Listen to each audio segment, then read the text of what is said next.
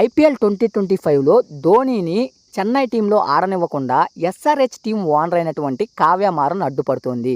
ఇప్పుడు ఇదే హాట్ టాపిక్గా మారింది.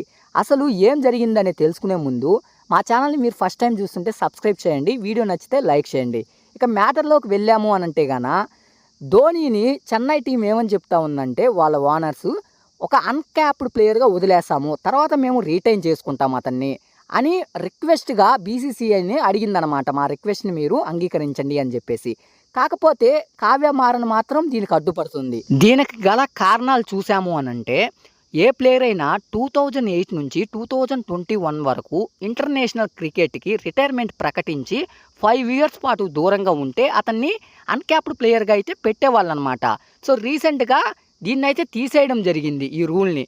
అయితే ఇప్పుడు మళ్ళీ చెన్నై వాళ్ళు మేము ఈ రూల్ని అయితే మళ్ళీ పెట్టండి, మేము అన్క్యాప్డ్ ప్లేయర్గా ధోనీని రిటైన్ చేసుకుంటాము అని చెప్పేసి బీసీఐకి రిక్వెస్ట్గా కోరిన తర్వాత కావ్య మారన్ ఏమంటుంది, ఇలా చేస్తే ధోనీని మీరు అవమానించినట్లు అవుతుంది. ధోని టీమిండియాకు చేసిన హెల్ప్ ఎవరు కూడా మర్చిపోకూడదు.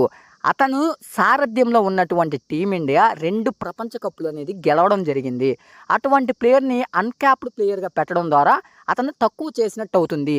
అతని విషయంలోనే కాదు, ఏ ప్లేయర్ కూడా ఈ విధమైన అన్క్యాప్డ్ ప్లేయర్గా అయితే ఉంచకూడదు, ఇవి అవమానంతో కూడిన పని అని చెప్పేసి అతనైతే చెప్పడం జరిగిందనమాట ఆమె.